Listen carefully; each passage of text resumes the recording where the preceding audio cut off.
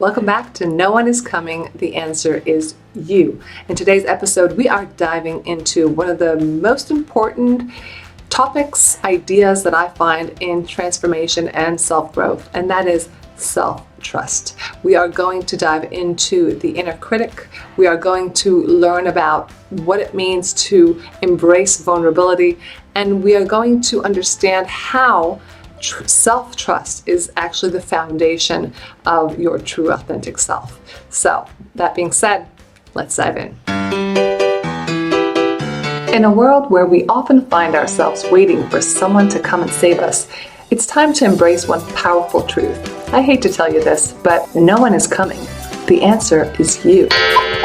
Welcome to the podcast that empowers you to take charge of your life and unleash your true potential. I'm your host, Ofri Fuchs, and I'm thrilled to embark on this transformative journey with you.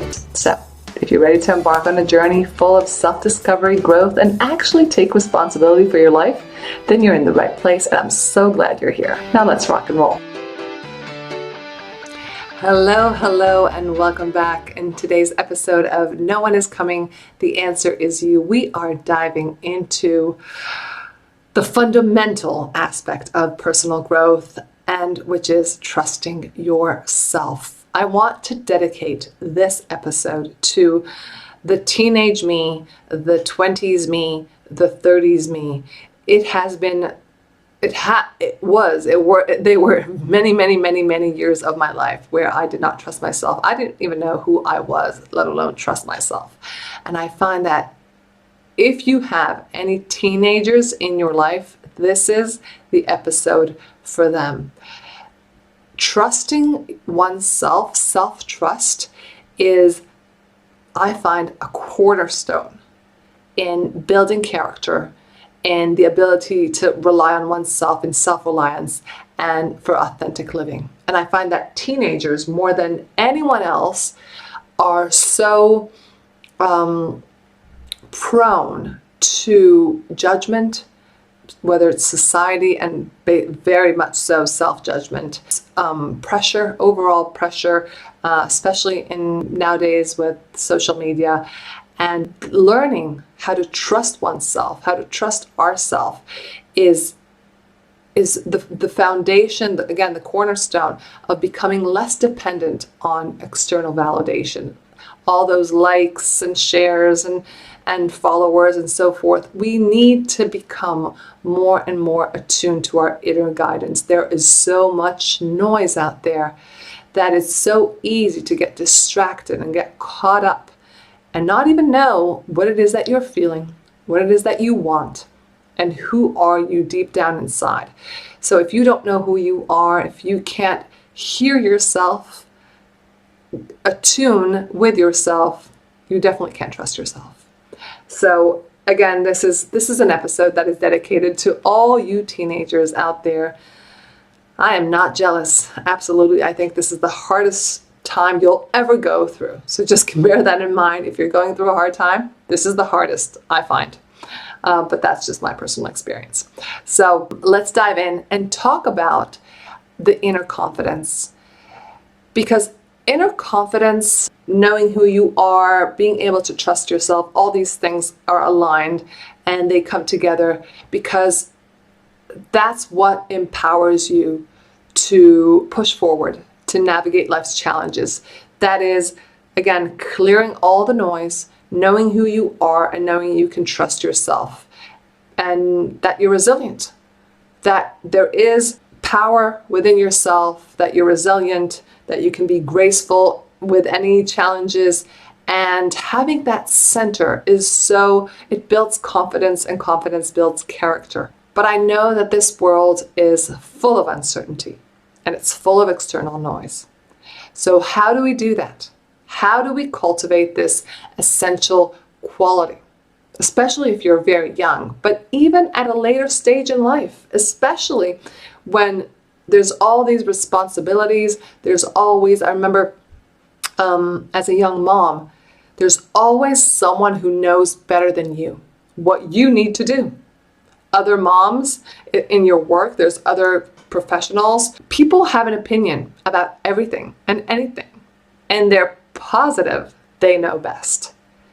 So how can we go back in and make sure that we listen to the voices that are true to ourselves, that are true to what we desire? But in order to understand, let's understand the mechanism of why is it that we're out of sync? Why is it that we can't listen to ourselves, that we're not balanced, that we don't know what is that true voice that we can rely on? So for that, we need to understand the purpose and the mechanism of self-doubt. Self-doubt is like an inner critic. It is like a watchdog. It is someone that's their role, the inner critic, the self-doubt. It's part of us that wants to protect us. It really truly has our own best interest in mind. So it's like that helicopter parent that's hovering over you all the time and making sure there's no danger in sight. So the voice of doubt, the inner critic, is fear. That's what it is. It's fear that undermines our confidence and our resilience and our ability to trust ourselves. It's that noise that comes in, that comes through. And the problem is that it's very familiar. It sounds very true. Why does it sound very true? Because that inner critic, that self-doubt, is a voice that echoes our past experiences. And by our past experience, it doesn't have to be necessarily your personal past experience. It could also be your parents' past experience, your society's past experience, your teacher's past experience. It could be anything that is that you absorbed throughout your life, and that comes through. That voice comes through. We let it come through as a guiding mechanism, as a protecting mechanism. So we let that, whether it's from society, from our parents, we let that inner critic, we let that voice come up and nourish our self-limiting beliefs, our self-doubt, our negative thinking. We flourish once we have those inner voices, the inner critic. So if I were to listen to, let's say, my dad's talk about money, then it would sound like my talk. It would be my own voice. But if I look at that self-doubt, that limiting belief, that is not something that I learned. For instance, a belief such as you have to work hard in order to make money. A belief such as money makes you corrupt. Or, that popular belief that money is the root of all evil, or that rich people are superficial, like you have to be really stingy with money because in the future you won't have any. So all these doubts, all these thoughts, they're disempowering, they're limiting, they create self-doubt, and they're paralyzing us. Once we recognize that inner critic as a separate entity, it is not you. It is not your true self. We challenge its authority on us, and then we can start reclaiming back our inner strength, our inner power. So it's very important to understand that there's the voice inside you. If you have a voice that is doubting, that is fearful, that is limiting, that is not your true authentic self. Your true authentic self is powerful, resilient, optimistic, hopeful, pushing forward, confident. All those are characteristics that you're born with. You are born that way. You are born perfect. All we have to do in life is get back to it. We don't have to create it. We just have to drop everything else. And you're the one that needs to do that. I can't help you. Well, I can, but that's a different story. All right, so how do we cultivate self-trust? What do we do? So it's not a push button. It's not like you're gonna push a button and it's just gonna happen. It's a journey. It's a life journey, and it's a brilliant life journey. And it requires self-awareness. It requires compassion.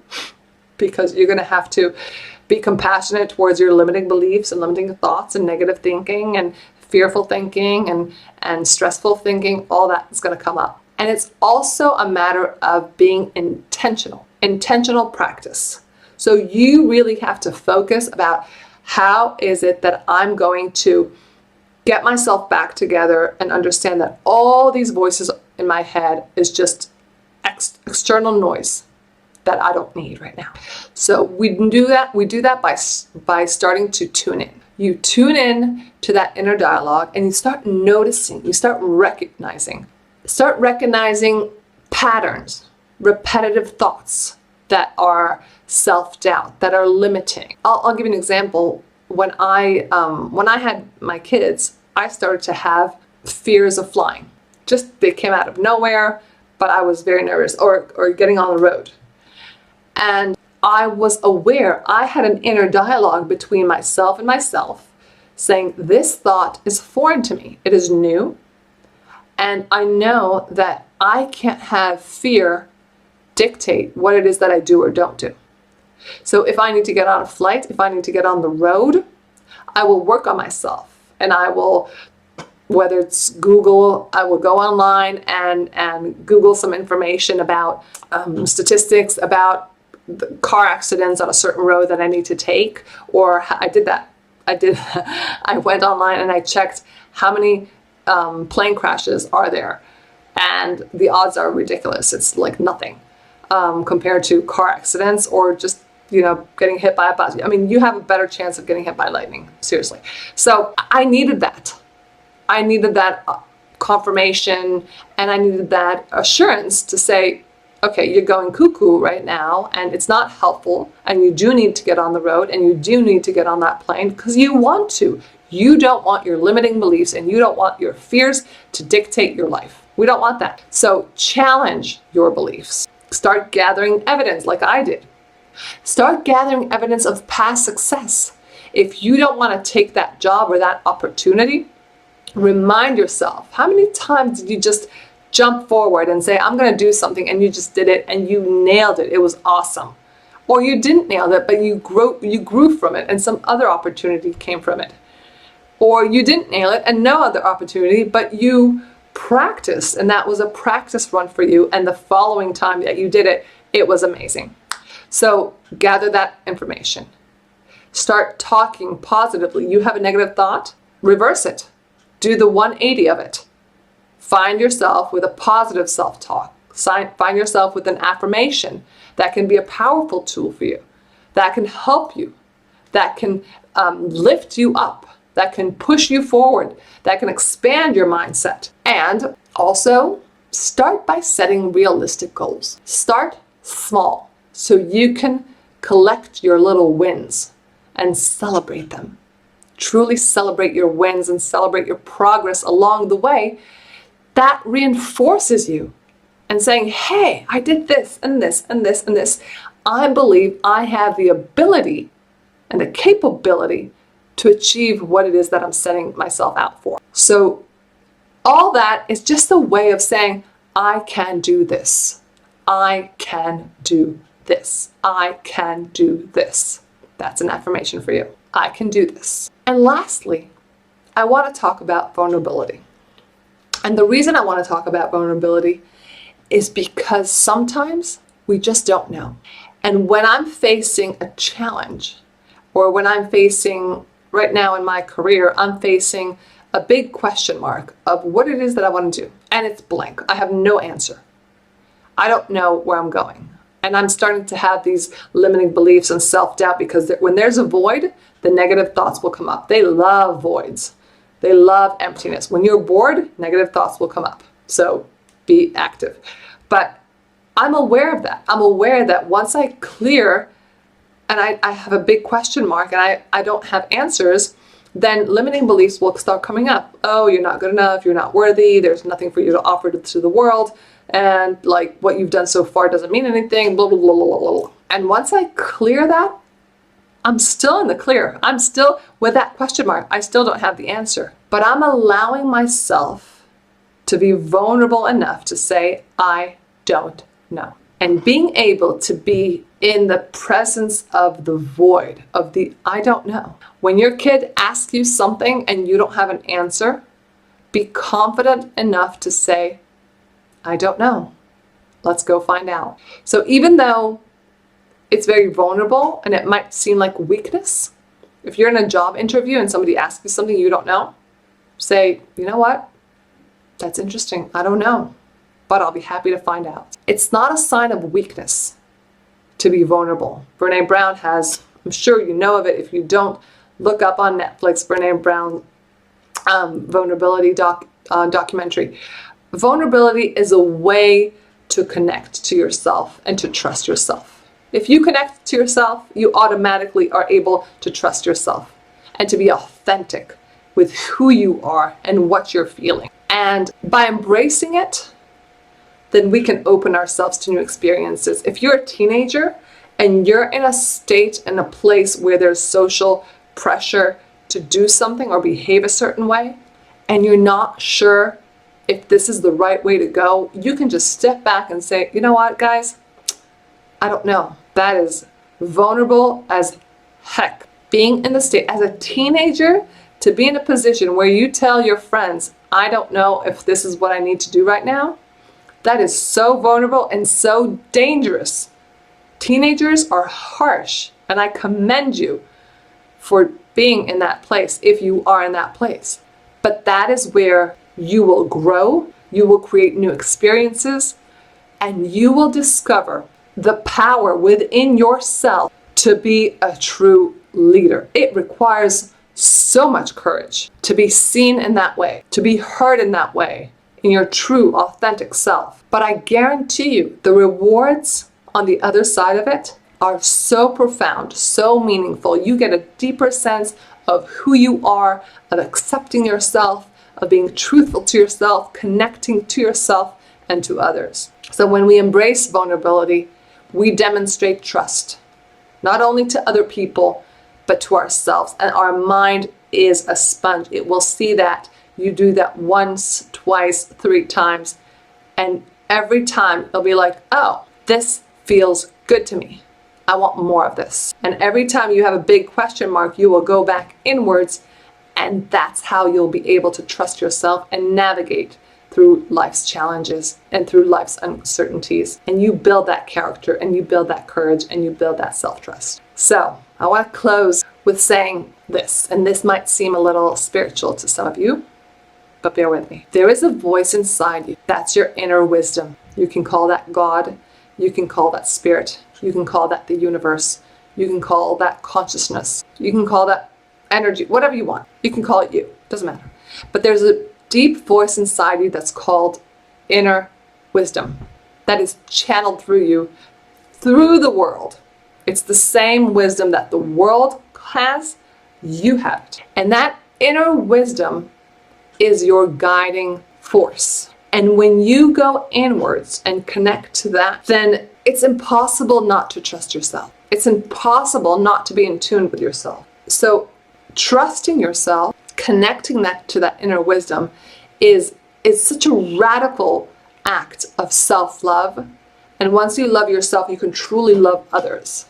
So you are free from the limiting beliefs. The more you love yourself, the more you are free from limiting beliefs. They have no space to go through if you just pour love onto yourself. So I want you to remind you as we close that you are the author. You are the creator of your own life. It is up to you. No one is coming. The answer is you. So you are the architect and you can create your destiny. And I encourage you to honor that inner wisdom, to honor yourself, to trust that self-guiding force, your abilities, the gifts that you were given as a spirit as you came into this world. And you have truly the power to create anything and everything you want just by listening, and just by listening in to you. Thank you for watching. Thank you for tuning in if you're on Spotify or YouTube or wherever it is that you're tuning in from. And if you enjoyed this episode, the only request I have, if you would like and if you could, is A, please subscribe, leave a review, and do share. Share not because this is about my ego, share because I truly believe that there are people in this world that need to hear this message. People need to be able to trust themselves. They need to be able to feel supported and loved and held just by having themselves. And this is my mission, to bring you, the creator, anything and everything you want in your life through joy and fun and lightness of being. So I hope you enjoyed it, and I look forward to serving you next time.